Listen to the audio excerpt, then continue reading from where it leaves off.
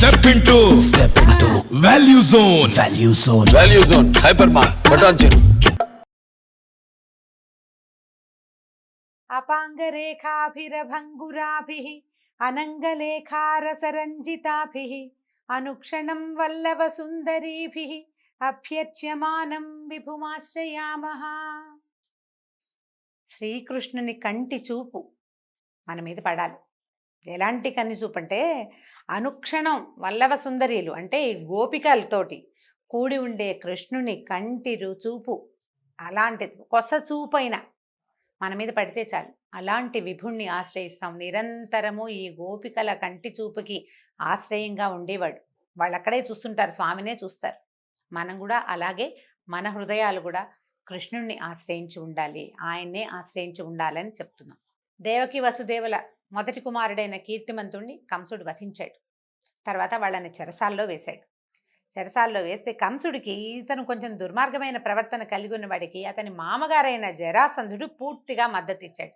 ఆయనకి 2 కూతుళ్ళు ఉన్నారట జరాసంధుడికి. వాళ్ళిద్దరినీ కంసుడికి ఇచ్చి పెళ్లి చేశాడు.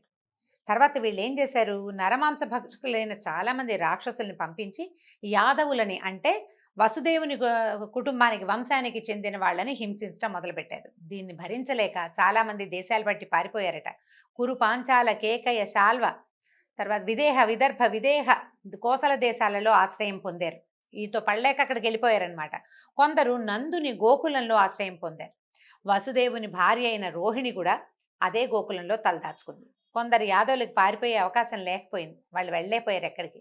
వాళ్ళు మాత్రం ఈ కంసుడిని ఆశ్రయించి అతని దగ్గరే సేవ చేస్తూ ఉండిపోయారు. ఈ కీర్తిమంతుడి తర్వాత వరుసగా దేవికి 5 కుమారులు కలిగారు. వారందరినీ పుట్టగానే పురిటి కందులనే కంసుడు నిర్దాక్షిణ్యంగా పొట్టను పెట్టుకున్నాడు. అయితే 7వసారి గర్భం ధరించింది ఈసారి. ఈ 7వసారి గర్భంలో విష్ణువంశ అయినటువంటి ఆదిశేషుడు ఆమె గర్భంలో మానవ శిశువుగా రూపొంది ఉన్నాడు. అయితే వెంటనే శ్రీహరి ఏం చేశాడట, యోగమాయని పిలిచి, దేవి నువ్వు భూలోకానికి వెళ్ళు, ఈ దేవకీదేవి గర్భంలో ఉన్న శేషుడనే నా అంశం ఉంది, ఆ గర్భాన్ని ఆకర్షించి నందగోకులంలో ఉన్నటువంటి రోహిణీదేవి గర్భంలో ప్రవేశపెట్టు. తర్వాత నేను దేవకీదేవికి 8వ పుత్రుడుగా జన్మిస్తాను. ఇక్కడ దేవకీదేవి గర్భం ధరించే సమయానికి అక్కడ నందగోకులంలో నందుని భార్య అయిన యశోదాదేవి కూడా గర్భవతి కావాలి. నేను దేవకి గర్భంలో పుత్రుడుగా జన్మిస్తాను, నువ్వు యశోద గర్భంలో పుత్రికగా జన్మించు. భూలోకానికి వెళ్ళి అక్కడ గర్భస్థ శిశువుగా ఉండి మరల తిరిగి వచ్చిన కాలం అంతకాలం నువ్వు అక్కడ ఉన్నందుకుగాను నిన్ను మానవులు దుర్గా, భద్రకాళి, విజయ, వైష్ణవి, కుముద, చండిక, కృష్ణ, కన్యక, మాయా, నారాయణి, శారద, అంబిక అనే పేర్లతోటి పిలుస్తారు. ఇన్ని పేర్లతోటి నువ్వు అక్కడ కొలవబడతావమ్మా. నీకు ఆలయాలు నిర్మిస్తారు, అవన్నీ పుణ్యక్షేత్రాలు అవుతాయి. నువ్వు భూలోకంలో కోరిన కోరికలు తీర్చే కల్పవృక్షంగా ఉంటావు. మానవులు నిన్ను నిత్యము ధూపదీప నైవేద్యాలతో సేవిస్తారు అని చెప్పాడు. చెప్పేసరికల్లా యోగమాయాదేవి భూలోకానికి బయలుదేరింది. ఈ దేవకీదేవి గర్భంలో ఉన్న శిశువుని ఆకర్షించి రోహిణీదేవి గర్భంలో నిక్షేపించింది. మధురలో అందరూ దేవకీదేవికి 7వ గర్భస్రావం అయిపోయింది, శిశుజననం జరగలేదని అనుకున్నారు. 1 సంవత్సరం గడిచింది. రోహిణీదేవికి కుమారుడు కలగానే ఇక్కడ మధురలో దేవకీదేవి 8వసారి గర్భం దాల్చింది. శ్రీమన్నారాయణుడి అంశ గర్భంలో ఉండటం వల్ల ఆమె నుంచి ఆశ్చర్యకరమైన తేజస్సు వెలువడిందట. ఆ తేజస్సు వలన చీకటిగా ఉండే చెరసాలంతా వెలుగుతో నిండిపోయింది. కాపలా వాళ్ళు ఆ విషయం కంసుడికి చెప్తే, ఈమె నుంచి వస్తున్న తేజస్సుతో కారాగారం అంతా దేదీప్యమానంగా ఉంది, ఇంతకుముందు 7 గర్భాల్లోనూ ఈ వింత చూడల. ఈ 8వ గర్భంలో ధరించగానే ఈమెలో వచ్చిన మార్పు, ఈ తేజస్సు చూస్తుంటే తప్పకుండా నన్ను వధించేందుకు విష్ణువే ఈమె గర్భంలో దాగి ఉన్నాడని అనిపించింది. ఏం చేయాలో పాల్పోలేదు. పోనీ ముందే దేవకీదేవిని వధించేస్తే, పిల్లాడు పుట్టకముందే అమ్మ చెల్లెల్ని చంపేస్తే సరిపోదు. అలా కూడా అనుకున్నాడు కానీ అతని ఆలోచన మారిపోయింది. విష్ణుమాయ వల్ల మారిందంతే. ఏమనుకున్నాడు, గొప్ప లక్ష్యాలు సాధించాలంటే తొందరపడకూడదు, తొందరపాటుతో పనులు చేయకూడదు. నేను చాలా పరాక్రమశాలిని. ఇప్పుడు ఇంత గొప్ప కీర్తివంతుడైన వ్యక్తి స్త్రీ హత్యకు పూనుకుంటే 4 అసహించుకుంటారు. స్త్రీ, అందు నా సోదరి, ఆపై గర్భవతి, ఆమెను హత్య చేస్తే నా కీర్తి పోతుంది, సంపదను క్షీణిస్తుంది, ఆయుర్దాయం నశిస్తుంది. వధించను, కానీ సంతానాన్ని వదిలిపెట్టకూడదు అనుకున్నాడు.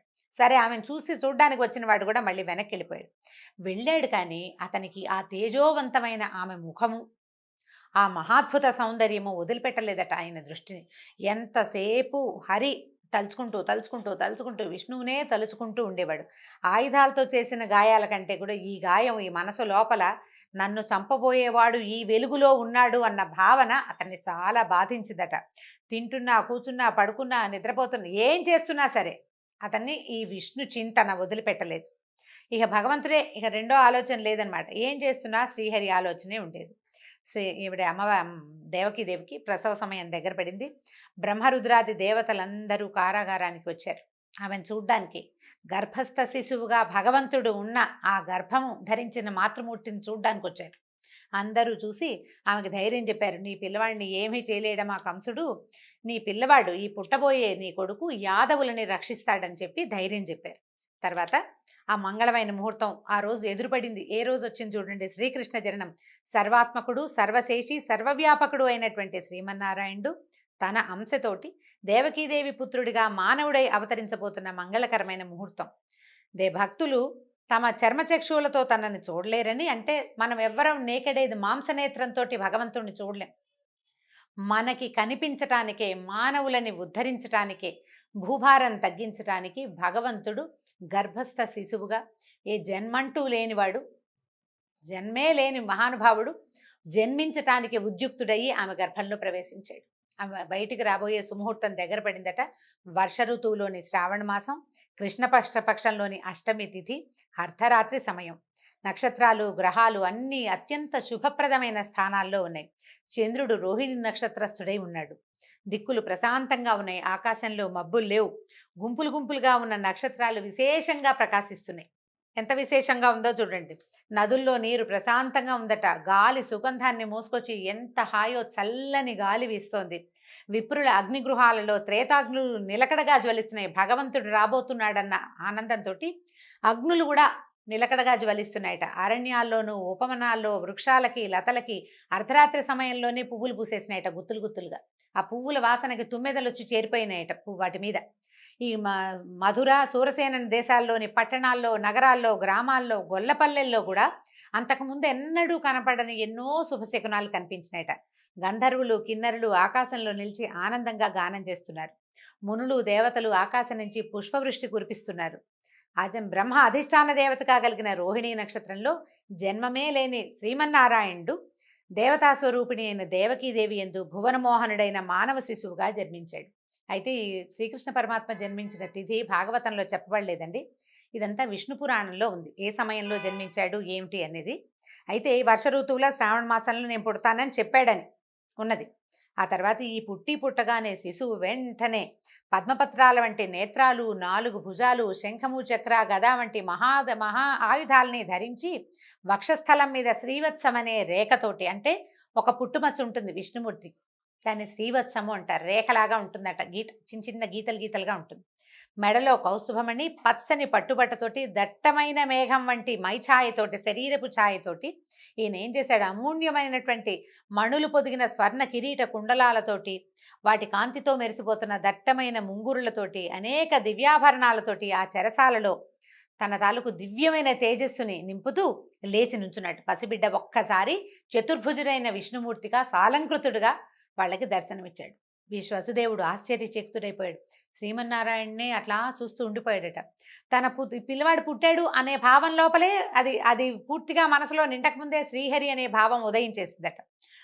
ఆయన చూసిన భాగ్యమో, పుత్రుడు కలిగిన ఉత్సాహమో తెలియక ఆయన మనసు ఆనంద తరంగితమైపోయింది. నీటిని ముట్టుకుని 10,000 గోవుల్ని వేదవేత్తలకి ధ్యానం చేస్తానని ప్రమాణం చేసుకున్నట్టు. ఈ శిశువు నాకు కలిగిన సందర్భంలో 10,000 సాలంకృతమైన గోదానం చేస్తానని ప్రతిజ్ఞ చేసుకున్నాడు మనసులోనే. ఈ లోకేశ్వరుడైనటువంటి శ్రీహరే స్వయంగా తనకి పుత్రుడిగా జన్మించాడు అని తెలియగానే ఇక భయం పోయింది. ఏమవుతుందోనన్న భయం లేదు, జీవితేచ్ఛ లేదు, జీవితం పట్ల భయం లేదు. చేతులు జోడించి నమస్కరించాడు. ఈ పుట్టగానే నారాయణమూర్తిగా తమ ఎదుట నిలబడ్డటువంటి ఆ శిశువును చూసి దేవకీదేవి కూడా చాలా స్తుతించింది. కానీ ఆ తల్లి ప్రాణం గిలగిల్లాడిపోయింది. బిడ్డ ఏమైపోతాడు, నా పిల్లాడు ఎలాగా అని తల్లి ప్రాణం కొట్టుకుపోయిందట. అయ్యా, మా చుట్టూతా పరమ అజ్ఞానులు ఉన్నారు, నీ దివ్య రూపాన్ని వాళ్ళకి కనపడినివ్వక, నువ్వు కనిపిస్తే ఏం చేస్తారో, నువ్వు పుట్టావన్న వార్త ఇంకొక నిమిషంలో కంసుడికి తెలిసిపోతుంది, వాడు పరిగెత్తుకొచ్చేస్తాడు. నీ తాలూకు ఈ పరమాద్భుత దివ్య రూపాన్ని చూసే అర్హత లేదు వాడికి, దుర్మార్గుడు, నీ దివ్య రూపాన్ని ఉపసంహరించు, వాడు నిన్నేం చేస్తాడో అని నాకు భయంగా ఉంది నాయన అని దుఃఖపడిందట. అప్పుడు ధైర్యం చెప్పాట. ఈ రూపంలో వాళ్ళకి ఎందుకు కనిపించాడో చెప్తున్నాడు. దేవకీ వసుదేవులారా, నేను ఇప్పుడే మీకు పుత్రుడిగా జన్మించానని భావిస్తున్నారు. కాదు, కొన్ని మన్వంతరాలుగా మీరు దంపతులుగానే ఉన్నారు. నేను మీకు ఇది మూడోసారి జన్మించానని చెప్పాడు. మొట్టమొదట వీళ్ళు స్వయంభువ మన్వంతరంలో, శ్వేతవరాహ కల్పంలో స్వయంభువ మన్వంతరంలో వీళ్ళిద్దరూ భార్యాభర్తలుగా ఉన్నారు. ఆమె పేరు పృశ్ని, అతను సుతపుడు, భార్యాభర్త. అయితే వీళ్ళని బ్రహ్మదేవుడు వాళ్ళని పుట్టించి సృష్టి చేయమన్నాడు. వీళ్ళకి ఏంటంటే కొంత వైరాగ్యం అవలంబించారు. సృష్టి మీద ఆసక్తి లేదు. శ్రీమన్నారాయణుడి కోసం తపస్సు చేస్తే నారాయణమూర్తి ప్రత్యక్షమైనప్పుడు ఆయనని చూసిన ఆనందంలో వాళ్ళు సంతానేచ్ఛ కలిగి మాకు పుత్రుడిగా నువ్వే జన్మించమని ఒకే కోరికని 3 సార్లు అడిగారట. మీరు 3 సార్లు అడిగితే 3 సార్లు ఆ వరాన్ని ఇవ్వడానికి నేను సన్నద్ధున్నయ్యాను. అప్పుడు పృశ్ని గర్భంలో ఏం చెప్తున్నారు? మొట్టమొదటిసారి పృశ్నికి జన్మించి పృశ్ని గర్భుడిగా పేరు పొందాను. రెండో జన్మలో మీరు అదితి కశ్యపులుగా ఉన్నప్పుడు నేను వామనుడిగా మీకు జన్మించాను. అప్పుడు ఇంద్రుడు నాకు అన్నగా ఉన్నాడు. ఇది మీ యొక్క 3వ జన్మ. ఈ రకంగా మీరు కోరిన కోరికని తీర్చానని, 3 సార్లు మీ కోరిక తీరిందని మీకు తెలియచేయటానికే నేను మీకు ఈ రూపంలో కనిపించానని చెప్పాడు.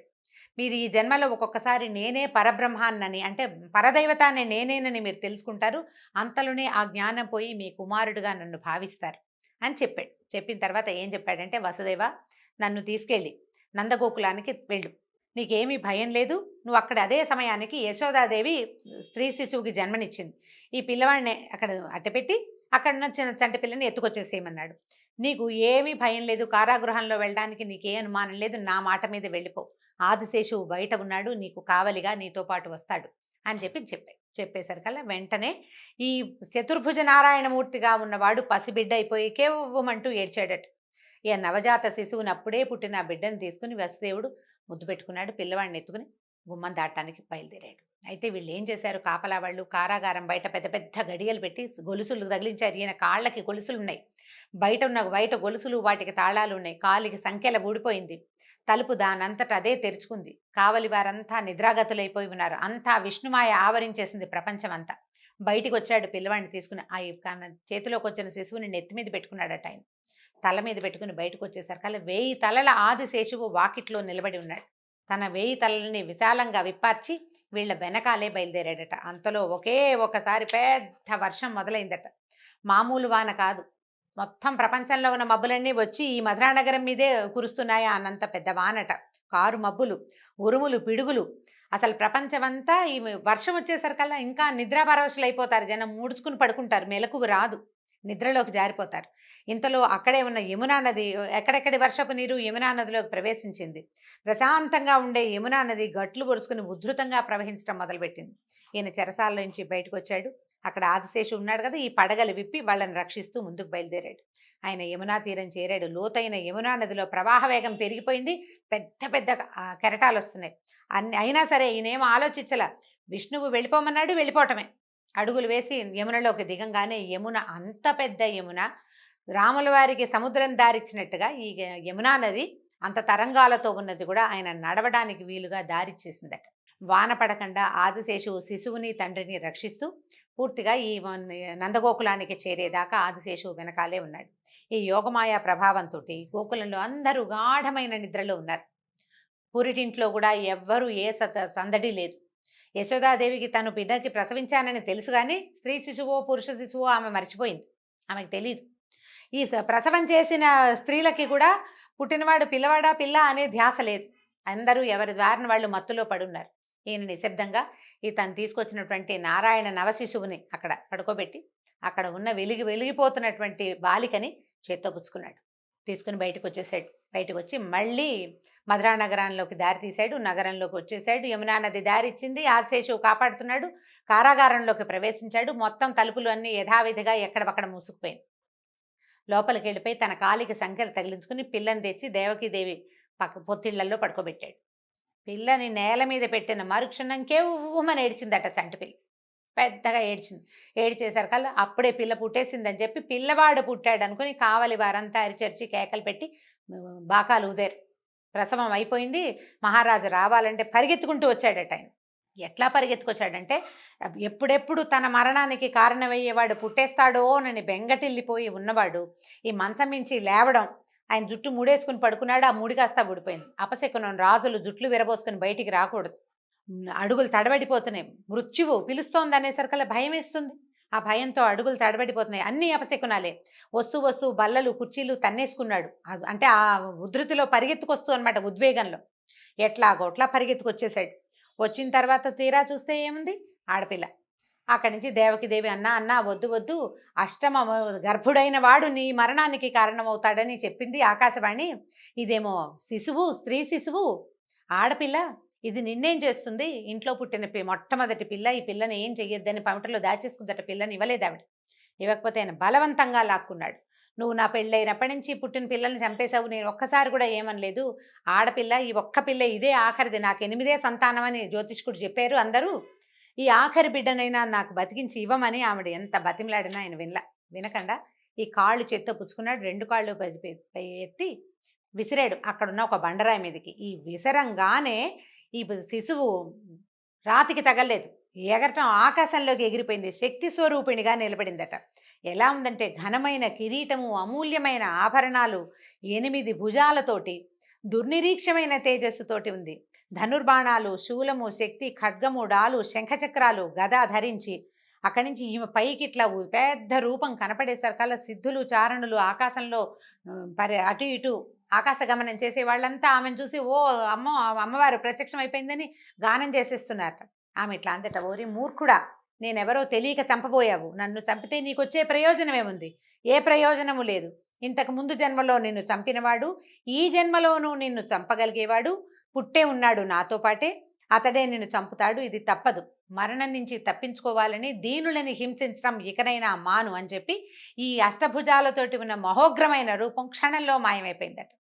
మాయమైపోయేసరికల్లా ఈ మాయమైన తల్లి భూలోకంలో అనేక స్థానాలతో అనేక నామాలతోటి వెలిసింది. ఇట్లా చెప్పిన మాట వినేసరికల్లా ఈ కంసుడు చేష్టలు దక్కి నిలబడ్డాడు. ఏం చేయాలో తెలియలా. ఎంత అపచారం చేశాను నేను అనిపించేసింది. చెల్లెలికి బావకి తను చేసిన ద్రోహం తలుచుకుని కుంగిపోయాడు. గొంతు పిగుల్చుకున్నాడు అతి కష్టం మీద. బావా, నేను ఎంత తప్పు చేశాను, నేను ఎంత ఘోరం చేశాను. మనుషులే అబద్ధాలు ఆడతారనుకున్నాను, దైవ వాక్కులు కూడా అబద్ధాలు ఆడతాయని నాకు తెలియలేదు. అష్టమ గర్భుడు నా మరణానికి కారకుడవుతాడనుకుంటే అష్టమ గర్భంలో ఆడపిల్ల పుట్టడం ఏమిటి? అదేమో నా చేతి నుంచి వెళ్ళిపోవటం ఏమిటి? ఇది దైవం అబద్ధం చెప్తుందని నేను అనుకోలేదు. అశరీరవాణి ఆకాశవాణి అసత్యం చెప్పదని నమ్మాను. ఇవన్నీ నా ప్రాణం కాపాడుకోవాలనే ఆతృతతోటి నరమాంస భక్షకుడిలాగా మీ పిల్లలందరినీ చంపేశాను. మీ పట్ల అపచారం చేశాను. నాకు నిష్కృతి లేదని అసలు ఇంకా కరిగి నీరే ప్రవహించేశాడనమాట కంసుడు. అక్కడి నుంచి మీరు చాలా జ్ఞానులు, మీకు తెలియంది లేదు. లోకంలో ఎవరు ఎవరిని చంపలేరు. ఎవరు జన్మించినా ఎవరు మరణించినా దానికి కాలమే కారణమని మీలాంటి వాళ్ళకి నేను చెప్పక్కర్లేదు. నన్ను క్షమించండి అని చెప్పి వాళ్ళ కాళ్ళు పట్టుకున్నాడు, చెల్లెలది బావది. వీళ్ళు కూడా వాళ్ళకి తెలుసు ఏం జరిగింది, ఏం జరుగుతోంది అని. తెలిసినా కూడా ఏం చేశారు, వీడితో మూర్ఖుడితోటి సంభాషణ ప్రమాదకరం అంచేత ఏమన్నారు, ఇక ఇలా జరగాల్సి ఉంది, జరిగింది. అందరిలోనూ పరమాత్మనే చూసేవాడికి ఒకడు మిత్రుడు కాదు, ఇంకోటి శత్రువు కాదు నాయన. పరమేశ్వరుడే ఈ లీలంతా నడిపిస్తాడు, ఏం పర్వాలేదు. నువ్వు ఆపలేవు, మేము ఆపలేవు, ఇలా జరిగేదాన్ని మనమేం ఆపుతాం, పరమేశ్వరుని లీల అని చెప్పి నిశ్శబ్దంగా ఉండిపోయారు. కంసుడు వాళ్ళిద్దరిని చెరసాల నుంచి విముక్తులను చేసేసాడు. వాళ్ళ అనుమతి తీసుకుని ఈ రాజమందిరానికి వెళ్ళిపోయాడు. ఈ వెళ్ళిపోయిన కంసుడికి ఎవరు ఎటువంటి సలహా చెప్పారు, అతను మళ్ళీ తన ప్రవర్తనని ఏ రకంగా మార్చుకున్నాడు. దుర్మార్గులు చూడండి, ఇవాళ చాలా రియలైజ్ అయినట్టు ఉంటారు, రేపొద్దుటికి వాడి ప్రవర్తన మారిపోతుంది. చంపేస్తానన్న చెల్లెల్ని వదిలిపెట్టాడు, నేను చంపనన్న పిల్లవాడిని చంపేశాడు. ఇప్పుడు వీళ్ళని వదిలిపెట్టాడు, కాళ్ళు పట్టుకున్నాడు, నాది తప్పేనన్నాడు. రేపేం చేస్తాడో తెలీదు. రేపేం చేయబోతాడో కంస మహారాజు రేపటి కథలో తెలుసుకుందాం. నమస్కారం.